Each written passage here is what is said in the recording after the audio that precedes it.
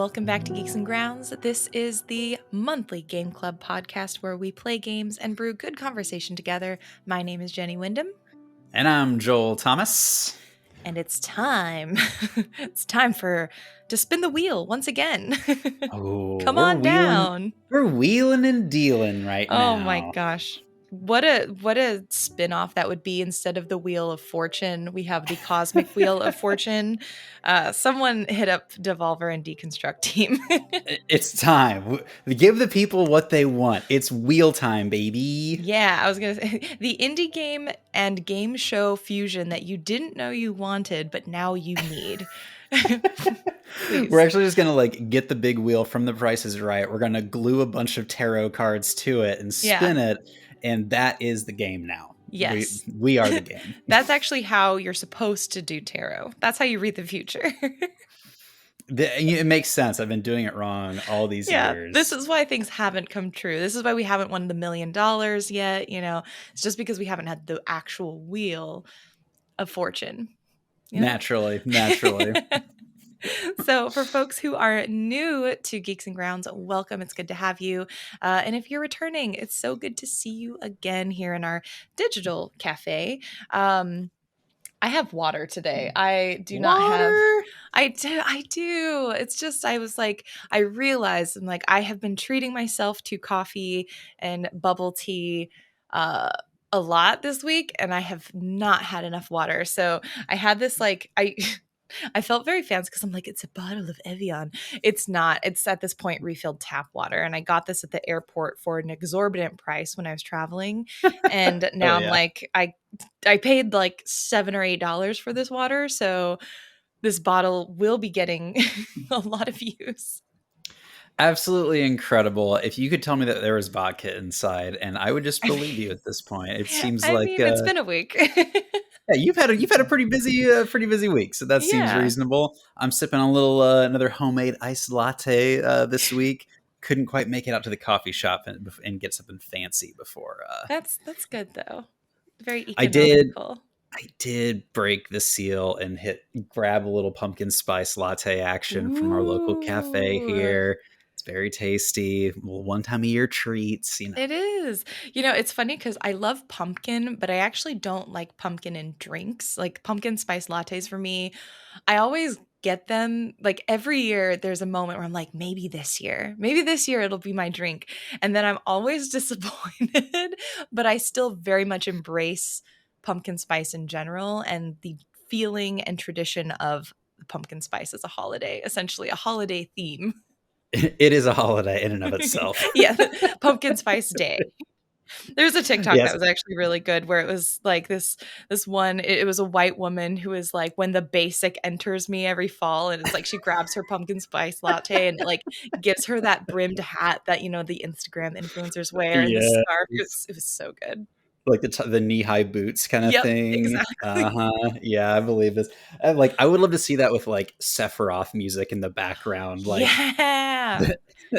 Here we go. Someone please do this for us. Yes, this is the fan edit that we crave. Yeah. Oh man. So what have you been up to this week? Yeah. So as always, but first, we didn't mention. As always, if you haven't signed up for the newsletter at geeksandgrounds.com, please do so. That's where all of this is really just curated, coalesced. I don't know. It's all in one place if you go to the newsletter. So if we're talking about stuff and you're wait, I don't really know. What are you referring to? What? The supplementary material? It's all there. That's going in the newsletter. So please go subscribe. As always, if you could rate, review, do all the engagement things, that's super helpful to us. So now we can head over to the pastry case. To the pastry case. But yes, what have you been up to this week, Joel?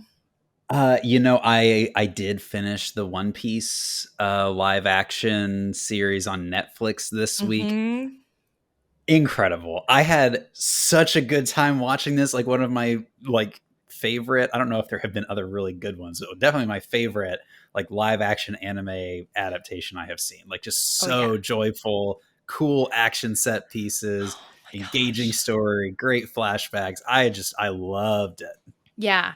I also did. I was texting you. I texted you basically as soon as I finished it, and I was like, "This finale changed my life." Like, I laughed, I cried multiple times on the finale episode because I was just like, "Friendship, dreams." It was so good. I, I will Aw. say, after I finished, I was like, "I'm a One Piece stan. Here we go. It's time to start the anime." I started the anime. Not a You did. fan. I Yeah. did. The first episode, I don't know. And again, it's become one of those things where I'm like, if I have to watch 50 episodes to like it, I'm not willing to put in that time. But yeah, I watched the anime and I was like, nope, definitely not a fan of the anime, but I will be getting the manga. I think I'm going to be going to the bookstore tomorrow to pick up like maybe the first two Oh, editions. that's a good idea. Mhm. So I I'll be doing that. uh I'm wondering, there's this thing called One Pace. Have you heard of this? No. One Is this the Pace. One Piece at home? Like It's like a person. Yeah, we got One Pace at home. No, um, it is the someone has gone through and identified all of the filler moments in the entire like 1,200 episode series and cut them Wow. out. And That's apparently, it cool. saves like huge percentages of time depending on the arc that you're watching or whatever. Yeah. So, yeah, definitely maybe worth your time. I My only other like kind of reflection is like I thought people were way overly harsh on the Cowboy Bebop adaptation. I thought it was fine. Like it wasn't amazing, but it's fine. Yeah. And it's just like I am now seeing like this is what one Cowboy Bebop could have been if it was executed just a little bit differently. And it's like, oh, now I do feel myself missing that a bit more.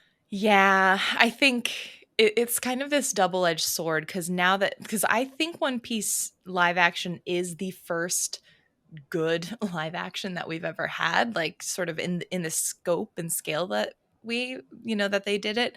Hmm. And I think now that it's set the bar. So anyone else who's going to be doing an anime adaptation is going to have to match what they did with One Piece in terms of quality. Um, I'm so oh, this is I'm so ready for the SAG after strike to end with them winning because I am just like really sad that we aren't going to get the second season until that's over. I will say, like that was one element where I was like, Yeah. can we get the executives to just give up some money, please? Just so we No can have kidding. these really cool shows. Cause it's like we finally got this amazing adaptation. And I would love to just be excited for what's to come. But then you just see the executives not even coming to the table for the SAG after strike. And I'm just like, oh my God. Yeah. Yeah, totally true. 100% Hmm. agree. I did see that they announced that One Piece has been approved for a second season. And they announced Yu Yu Hakusho as the next live action project, which could be badass, I would be so happy with a Yu Yu Hakusho anime if they right? could do it well. Like again, Yeah. it's like until we get a couple under the belt that are good, I will always be very tentative about being excited. Like I saw the One Piece news and admittedly I wasn't a One Piece fan anyways, but I was like, okay, it's a live action anime. We have not had a single good one. Like I'm Yeah. still reeling from Ghost in the Shell. Uh, So like I won't think about it and I'm really glad I didn't. And yeah, I can't wait for more. The guy who played Luffy in the series, I think he is I can't stop thinking about his facial expressions. He so has good. the best facial expressions and he is an anime character. Yes, he embodied Mhm. it for sure. Oh, I also figured out because folks who know me know that I am not a Marvel fan. And I think we had maybe talked about how, like, He's come up. yeah, One Piece has a lot of the same elements as Marvel movies. And it's like, what about One Piece has attracted me to it, made me fall absolutely in love with it. Whereas I try so hard to watch Marvel and it's just like never captured my heart. Mm. I realized because Sam so aptly pointed it out. He was like, Marvel characters don't seem like they really like like each other a lot of the time. Like, it seems like they're always just a little bit standoffish. Even if they're friends, they're like, there isn't this like level of kindness and camaraderie that we see in the One Mm. Piece crew. And I'm sure any Marvel fans like, what? No, these two are best friends. And I'm sure, yeah, sure, you can tell me that. But like, the actors did not convey that to me in the movie. And in One Piece, I'm like, they all love each other and it makes me so happy. Um, yeah, so that was one among many elements that, if anyone wants to hear about it, just let me know, about why I think Marvel still like has not captured me, and I was so curious why, but One Piece has, because it has the Mm. same like outlandishness and like quips and like, I just thought it was really interesting. Yeah, I think it's worth digging into. Mhm. But not all of our news this week has been good. No, speaking of evil corporations and greedy Mhm. investors, Mhm. the other just news that we wanted to shout out in the pastry case came from the game industry. Now, normally, pastry case, we didn't say this and we probably should. Pastry case is normally a place for us to just talk about what we've been consuming outside of the game of the month. So, we're talking about One Piece. That's why if you're here and you're like, I thought this was about Cosmic Wheel Sisterhood, it is. But Yes, just still to is, promise. yeah, just to like make sure we're not ignoring all of the other things that we consume that inform maybe what we're thinking about when we play Cosmic Wheel. Um, oh, what a doozy. So, for folks in the game industry or folks who play games, you may be familiar with the fact that games are made in what's called an engine. And game developers have a variety of engines to pick from, and each engine has like different pros and cons and like ways that you can move through building a game. A very, very popular engine is Unity. Back in the day, it was actually quite beloved for being highly accessible. They had a free version for hobbyists and students, and you could very quickly and easily get in, learn how to make a game. And it's been an industry staple ever since I can Mhm. remember, really. They announced a update to essentially their terms of service. And actually, let me bring it up because I feel like it would be a disservice for me not to maybe summarize it a little bit with some actual text from the team, and numbers. But this change in terms of service came very abruptly and essentially is absolutely horrible for developers. So, in a blog post, and this is from a GameSpot article titled Game Developers Are Frustrated with Unity's New Predatory Business Model. I'll link it. It's again in the newsletter. Um, I will just read it. The company laid out a new monetization plan that now includes a runtime fee. This fee, Unity explained, is based on the number of times a game built with Unity is installed. Games developed using the lower cost plan will face charges once they hit the 200,000 in revenue a year and 200,000 lifetime installations, while Unity Pro and Unity Enterprise accounts have a threshold of 1 million in revenue and 1 million lifetime installations. There's a lot of details, but it's really convoluted because it's based on what tier of subscription you're on.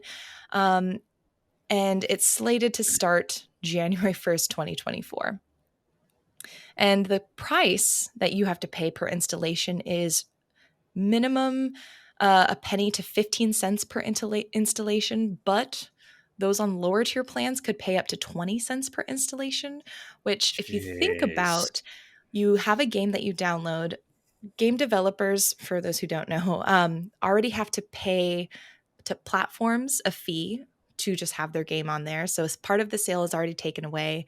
If they have a publisher, another slice of the pie is taken away to the publisher. And now, if we are doing another slice of the pie taken away per game to Unity, this is just kneecapping developers. It's Mhm. horrible. Um, so I wanted to highlight this because this is something that's affecting the entire industry. And as a game club, we should know about what's going on, and you should be frustrated for developers. And if you have any ability to shout from the rooftops that Unity should change this policy, back it up and like roll it back, please do, Mhm. because this is very, very bad. Yeah, I also noticed, last month as we interviewed Emily from Sondering Studios to talk about Taste of the Past, and she had this whole post about how like Unity is pretty crucial for their work, and this is Mm-hmm. like going to have a huge impact on them. So, especially as like a podcast that tends to do a lot of games that are more indie focused. Yep. Um, Man, this is such a blow to creators and kind of a slap in the face to the work that they've been doing. And yeah, you get out there, tweet about it. I don't Mm-hmm. know if X about it. I don't know what you do on Twitter We will anymore. say I'm tweet not because I there. refuse to call it X at this point. It's a small, Yes, small you can stance that I will take. go Zed about it or something. Oh man, yeah. So not great news, but following, I will say, last year this time was when Dungeons and Dragons, Wizards of the Coast, came out with their like change to their user licensing, and the community stepped up and made a huge deal about this. Major like podcasts and actual game shows were like, we're just going to change. We're going to go to a new game system, and the backlash was so bad that they completely rolled back the announcement. So communities have a lot of control here. We want to be pushing and using our voice. So Mm-hmm. do. And I think that's actually a very perfect segue into talking about this month's brew, Cosmic Wheel Sisterhood, because chapter 4 was what we focused on this past week. And it was a doozy. And Mhm. it's something that I think it ties into this power of people to create change. And yeah, I think if you're ready to move into talking about chapter 4, I say let's do it. Let's do it. Cool. So in chapter 4, what we did was we always have a reflection question that we'd like people to focus in on. And we asked you all to focus on the question this past week: how do you know when to build bridges or when they need to be burned? And When to so burn. it's one of those big questions I know I ask myself on a pretty regular basis, whether it's dealing with companies like Unity or whether you're doing an interpersonal or you have an interpersonal conflict and you're trying to decide whether or not to salvage and try and build that bridge or kind of leave things as it stands. Hmm. The game doesn't begin there, though, in this chapter. We at least begin with a flashback with Patrice. And Patrice is an interesting character because it took me forever to figure out what relationship she had to Fortuna. Did you feel this? Did you have this struggle? It took me a moment, and like with the flashback, I think like one of the little kids was like Fortuna Minor or something. Like it was like Maria a Fortuna, I think. Maria Yeah. Fortuna. There was like a new little character, a little girl that Hmm. looked like, oh, this could be Fortuna. I was like, okay, so is this Fortuna's flashback and this is like her real name? Is this other thing, or what's going on here? So yeah, there was a little Yes. confusion for me as well. Yeah, because I vaguely remembered Patrice from the van, but I was like, so is this Patrice's older? But then we have a Fortuna here. I was also just very confused, and we later find out that Patrice is uh, our Fortuna's actual sister, like Mhm. blood relatives, Yep. and Patrice also is a sister in the coven. So we're like, wait, you're a witch? That threw me for a loop because I was like, what are the odds that two sisters in the same family become a witch? Like, that seems very fortuitous. I don't know if It I raised a lot that's of questions. It was like, wait, was there like a family component to this that hasn't been discussed at all? Mhm. Versus like every witch that we've encountered to this point has been very different, sometimes from different planets or whatever. So, Right. yeah, it was kind of like, wait, are we adding this new like blood element to this? Like who you're Mhm. related to matters. Yeah, so it was definitely caught me by surprise. Yeah. What I thought was really interesting also is there was a moment because you're talking to Patrice. It seems like the relationship is like a little contentious. Like there is a little bit of tension there. And we find out why later on in the chapter where Patrice sort of blames or at least says, I don't know about blames, but says like, "Hey, Fortuna, you're the one who made me a witch." And that was huge because we have Mm. already been sort of mulling over the nature of Fortuna's powers. And so knowing that also Patrice has this like knowledge of it was like a big realization for me.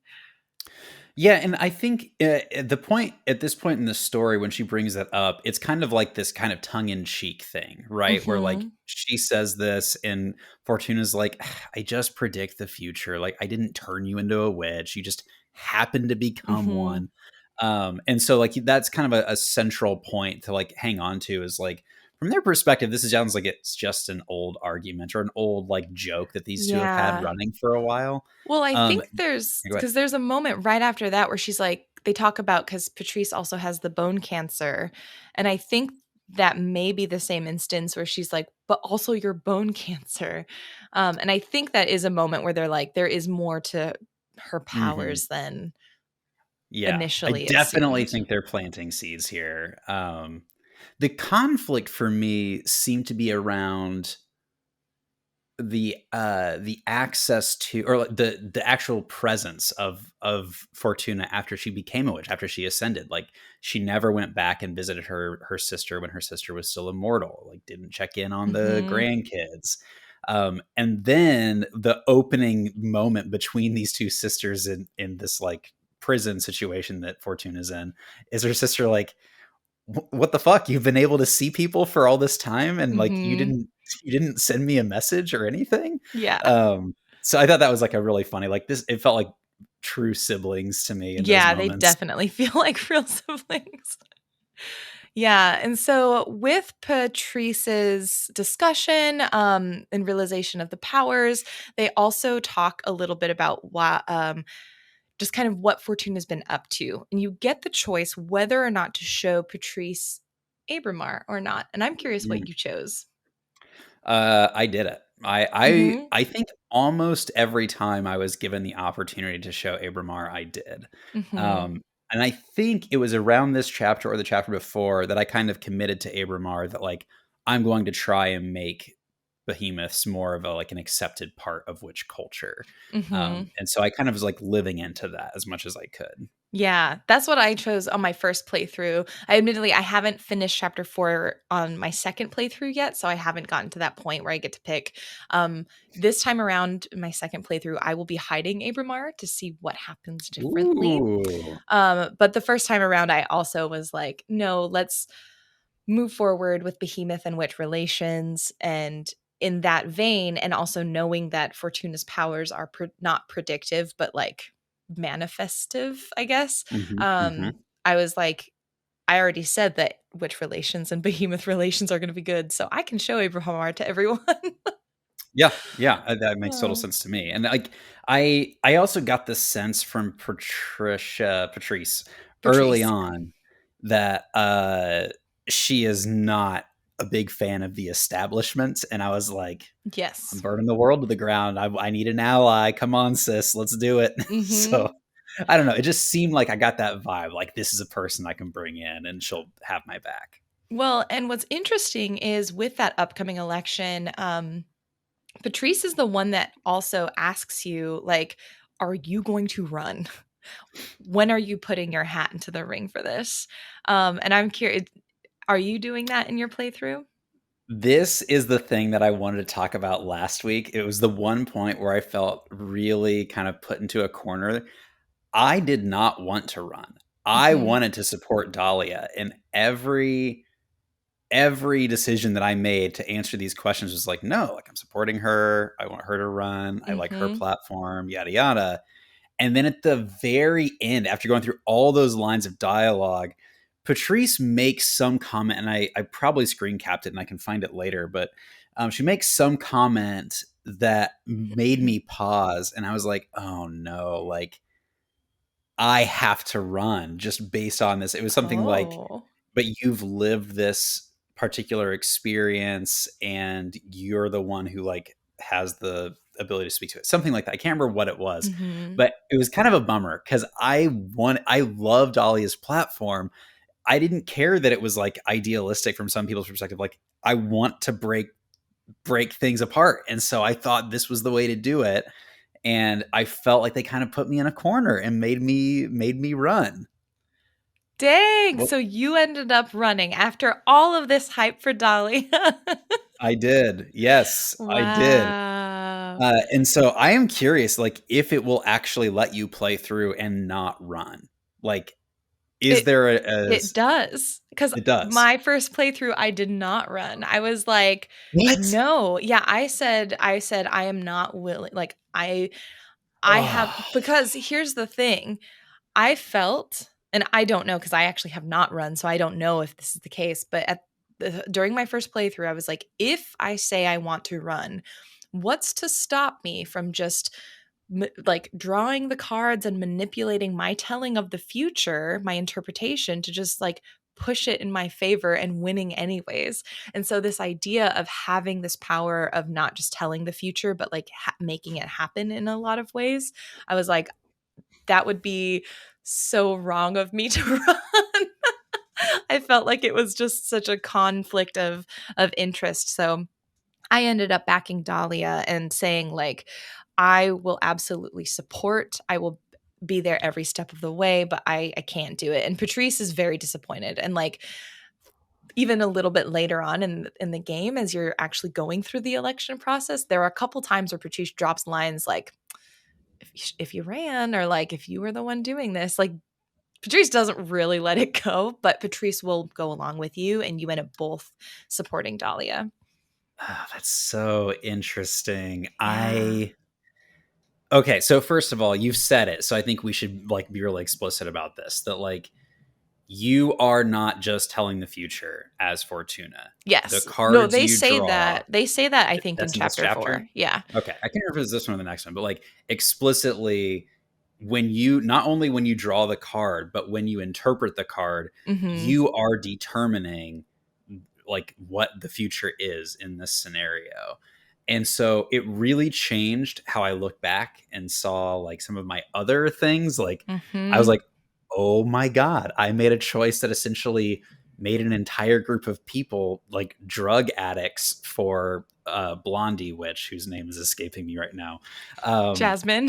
Jasmine. Yeah. Yeah, it's like, oh my God, I made this choice. And now this entire community are drug addicts because of me. Like they didn't have to be. Oh. I chose that dialogue option. It's like, oh, that's an interesting thing. I wonder if I guess that's true. Okay, here we go. Mhm. Like really like the weight and responsibility because of that one decision that I made Mhm. really reframed how I approached fortune telling for the whole rest of the game. Mhm. Yeah, it's wild because I had this there was this, like, inkling that I had, especially at the very beginning of the game, where I'm like, "It'd be wild if, like, all of this came true." And as we played, and yeah, I think because once you realize that you have this power, it becomes much more like, everything you say and do, you become so much more aware of the further implications of it. And I think, again, we're gonna come back to this on the last week, and we talked about this in the first week, but that balance and tension between fault and responsibility, and the fact that like Fortuna has this power, and I mentioned in sort of my own thoughts on responsibility, I'm like, you can't, I find it hard to be able to have responsibility without the power to enact the change that goes with it, and Mhm. Fortuna has the power. So it's like, at this point, maybe, because some people could disagree with me and say it's Fortuna's responsibility to run, because Fortuna has that power to make this change happen for sure. But I felt like it wouldn't be a good use of the power, but it was a responsibility to perhaps back a person who could make it happen. So it's just, this is where it gets so meaty and juicy and Wow. good. Like, this chapter 4 for me was the biggest turning point in the game. I cannot believe you didn't run. We have not talked about this prior to this Yeah. moment. So like this is shocking because like the whole rest of this game, like I cannot wait to see what the rest of your game was like compared to mine. Um well, I remember now like the reason that I made the choice to start running is Patrice kind of makes you go line by line and be like, do you agree with all the stuff that these people are Mm-hmm. running for? And the thing that I did not agree with from Dahlia's platform was that you're going to like essentially abandon Earth or abandon mortals or something like that. Yes. Yep. And the reason that that bothered me is because I had just met with that other witch, like her friend that wanted to have a relationship with a mortal. And I was like, yeah, you got this. It's going on. You should do this. It's a good thing. And so the idea that we were taking away that agency of like these people that want to have a relationship together and can't, I was like, I'm not really down with that. Oh, And when I man. got to that decision point, I was like, ah, I know it's just one thing out of this entire list, but it's a sticking point for me. No, well, and that's the thing. 2 points. One, I need to look back on what the side quest relationship with that witch was, because I I don't know if I'm remembering correctly, but I think I was like, yo, no, like break up with that person. Like, I don't think they're good for you. I think there was a relationship in there that I was like, no, I don't think this is a healthy relationship. And I wonder if that was the same one. I'll look it up and Oh, like do that. We'll talk about that next week.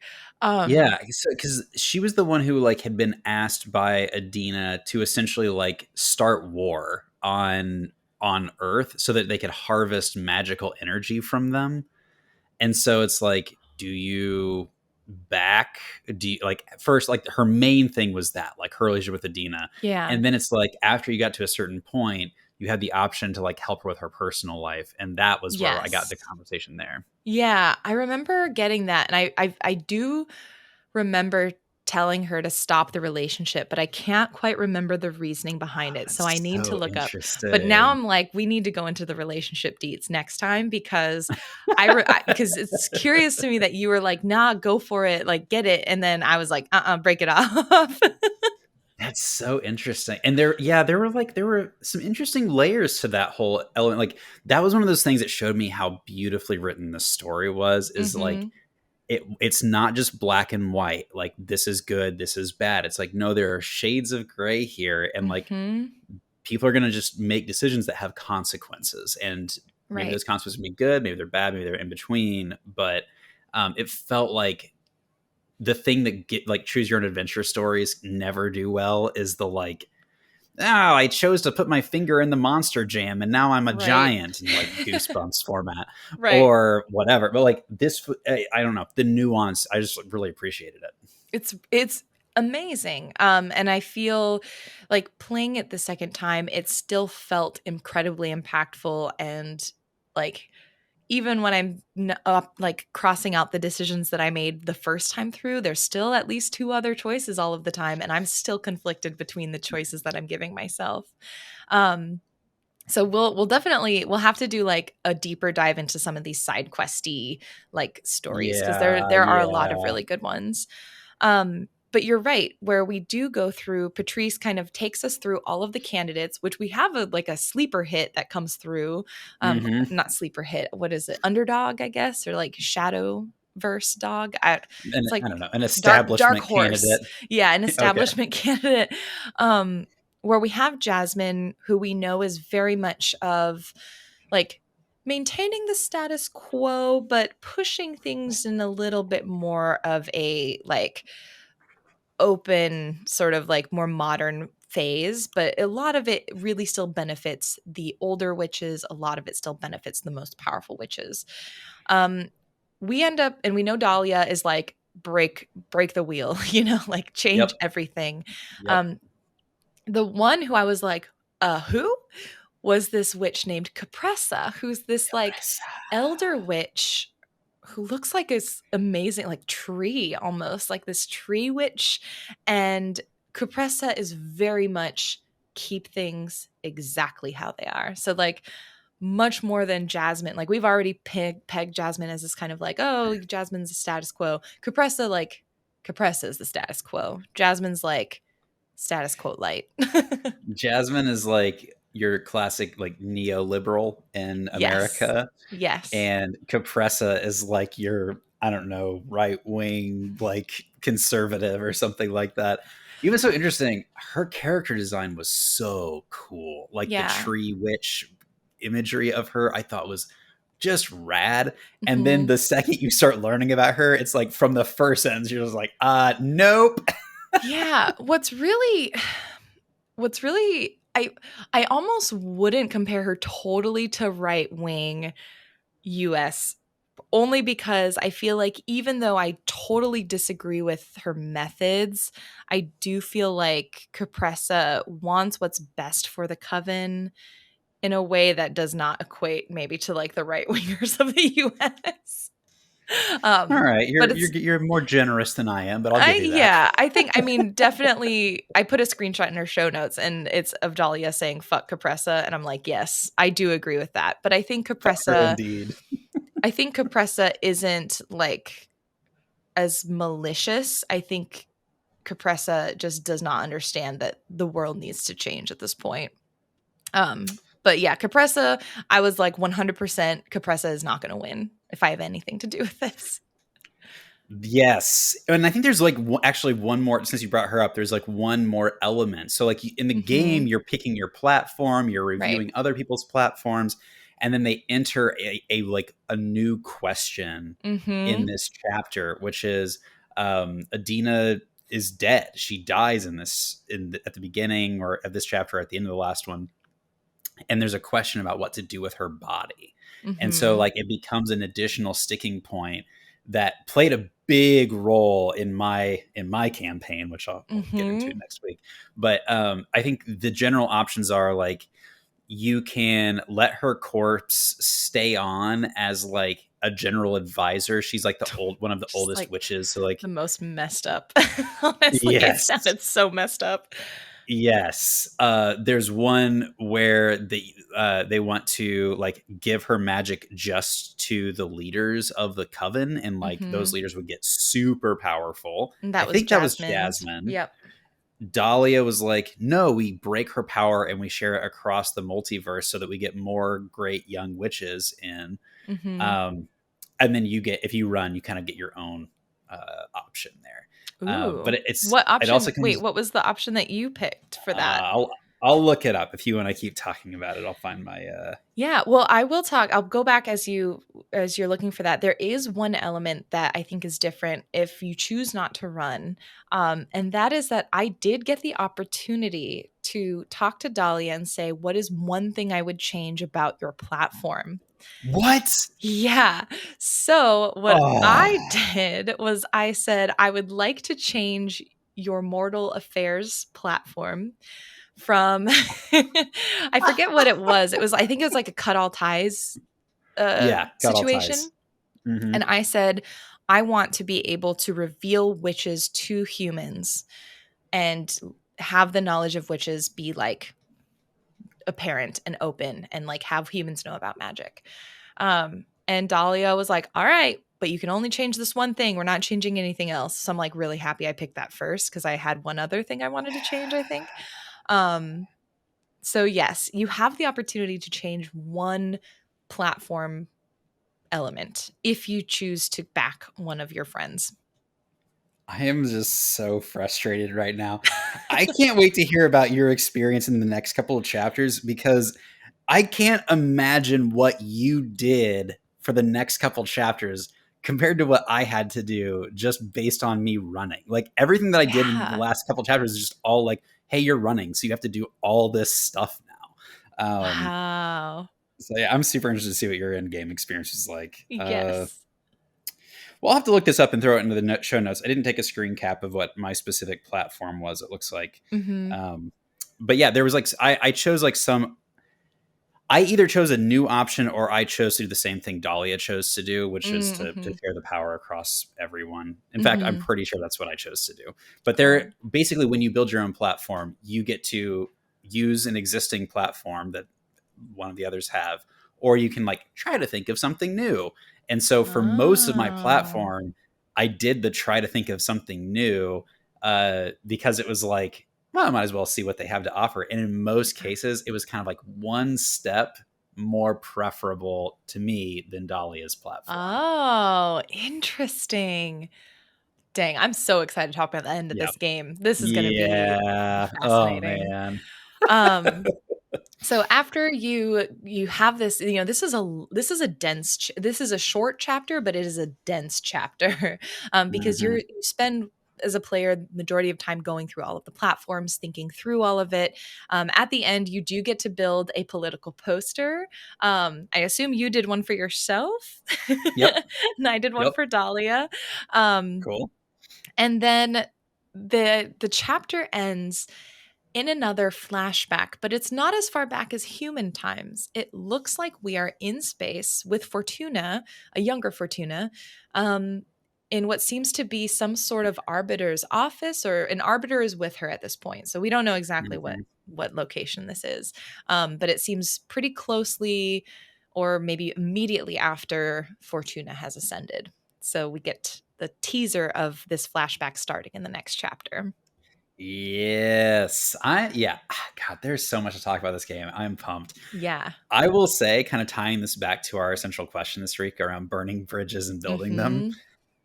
I did not even read Jasmine's platform when she came to talk to me about running for office. I just immediately said no. Same. It's kind of interesting how I think in theory I'm very much, well, no. I tend towards, whenever I can, building bridges, but I have noticed more and more in the last few years, I have become a bridge burner rather than a builder. I think that in the last 5 years, I don't know, there have been certain worldwide and national events that have made me feel less and less inclined to build Yeah. and more inclined just to, like, again, take on more of that Dahlia's perspective, Fortuna's perspective of just like burn, start fresh. So yeah, I think it was kind of an interesting reflection question, because initially I was like, build bridges. And I was like, oh wait, ooh. Well, and the more I thought about it, I was like, maybe I am more of a bridge burner at this point. I'm really eager to see how the community really continues to engage with this question over the next week. Mm-hmm. I I think I this was find the my last week's question, I because bet I this meant, is, yeah. yeah, Yes, it's yes, you guys are listening as to this we're in recording this. it, yeah. I'm curious to hear how you all continue to talk about it leading up to the release of this episode. Excuse me. Um, I I think where I have found myself is that professionally, you have to you have to go pretty far to get me to burn a bridge with you professionally, because I feel like at work it's like, I'm just here to do my job. I'm collecting a paycheck and I am moving on. And so I'll, you got to work with assholes sometimes. But in my personal life, I don't really have patience anymore. I just kind of am past that point, and it's like, Mm, if I get the sense that the person is like interested in good faith conversations and is willing to dig in, cool. When I am dealing with like parents texting about fascist organizations and like, well, this one's not really that bad, is it? And it's like, yes, it is. It's fascist. It's book banning. It's mm-hmm, anti-LGBTQ people. Like, come on. So I don't know. I am just finding myself like without the patience to do much bridge building right now, and maybe that'll come back around, but it doesn't seem like it will be mm-hmm. soon. Mm. Oh, dang. And just to close out, we had thank you to everyone who submitted questions and comments. We did have a few we'd like to highlight. Um, the first is a comment, I guess, from Pixelated Soul.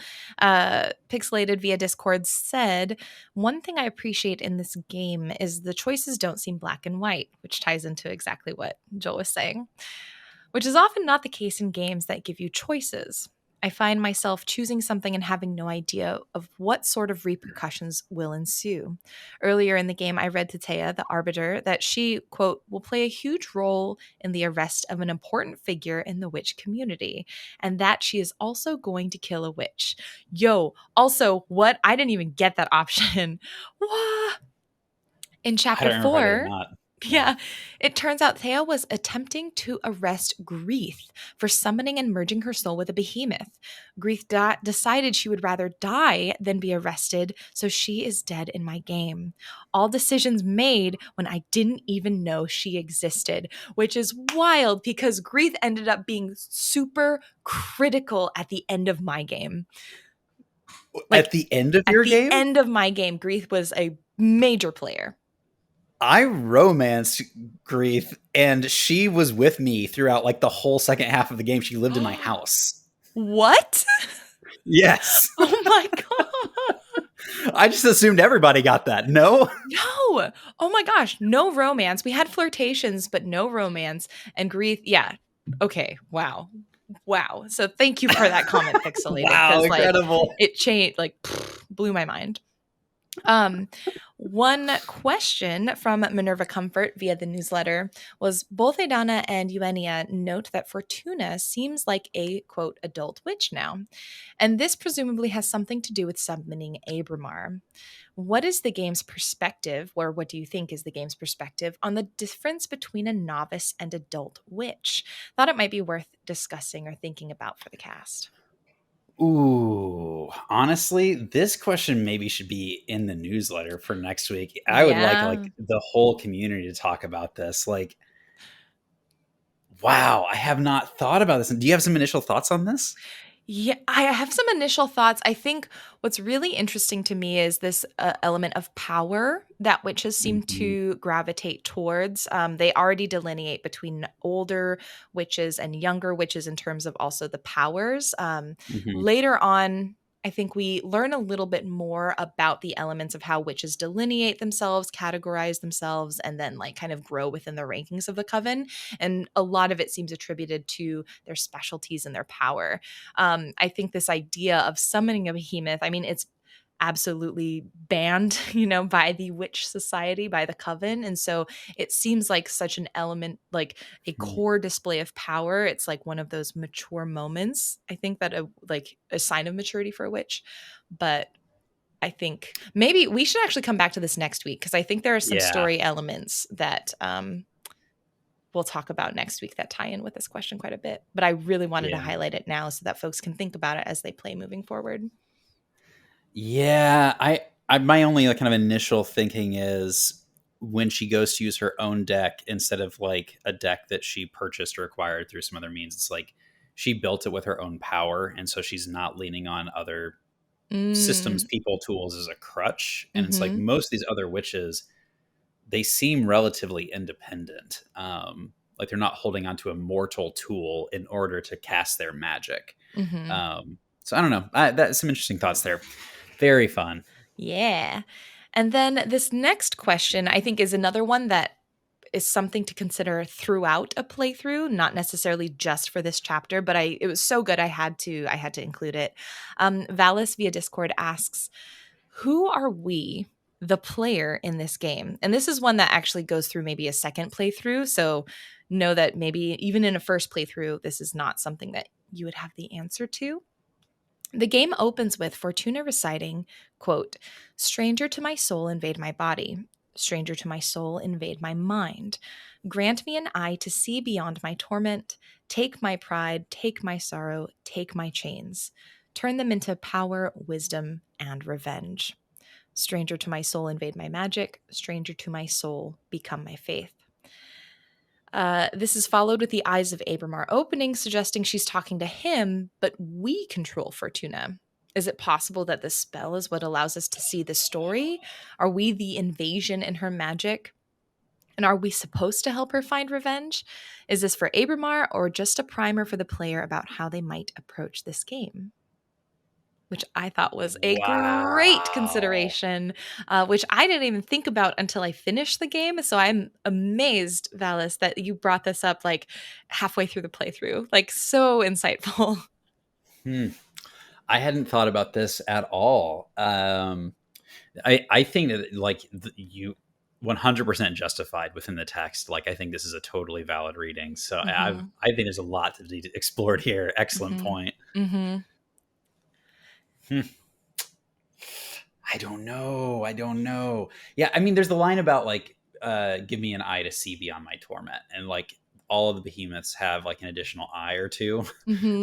So I was like, yeah, maybe there's that. But yeah, I think generally like this idea that like it's a call to us. I really like that interpretation. That's very cool. Yeah, well, I think, and again, some of this came with at least some of the ending that I got, which we'll talk about in the next 2 weeks. But um, as a player, that was one realization that started to hit me is like Fortuna's reading the cards, but like we decide what the card says. And so in that way, like, are we fate? Like, are we representative of this cosmic power in Fortuna's life? Are we the wheel? Are we the wheel? And are we the wheel in all the games that we play? You know, it's like, because we are the determining factor in what Fortuna reads. And so I think Ugh. this question is a really, really astute one. And I think we'll probably continue, like the question that Minerva put in about novice and adult witches. We'll probably continue to revisit that, but we had to just read these out for you all, so you know just what's going on in the community, because there's some good stuff being asked and answered. Love this. Yes. And next week we have another kind of guiding question that we're going to be Yes. discussing. So again, if you subscribe to the newsletter, you will have seen this. If not, I thought it'd be worthwhile to say it in the podcast just to like kind of illustrate some of the questions that people get in the newsletter. But we're going to be talking about, reflecting and pondering on how you can build a coalition that aims for the same goal, even when individuals or groups within that coalition don't align on how to get there. So thinking about differences of tactics. And, you know, we have our examples here in the game of Dahlia, Jasmine, Fortuna. I guess Capressa could be included in that. Well, Capressa can sit at our table, I guess.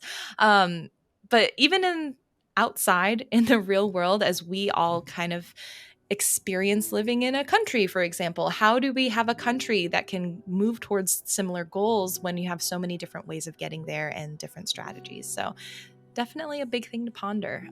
So yeah, sign up for the newsletter if you haven't, to get that question in your inbox. And if you are in Discord or getting the newsletter, please respond in there in the forum or just hitting reply, because we'd love to hear what you have to say. Thank you so much for joining us. This has been a lot of fun chatting through Cosmic Wheel. Interested to keep talking through the rest of this game with you all. We got some big divergence experience coming in the next week, it sounds like. I thought of a poem as we were sitting here as a way to wrap us up today. All right, I'm ready. Put pumpkin spice on my latte. Call me a basic bitch. Put pumpkin spice on my cards. Call me a basic witch. Oh my god. I have to snap for that. I'm requiring Jenny snap for it. I put it in Discord while we were trying. Please snap for this. Bye. Bye, everyone.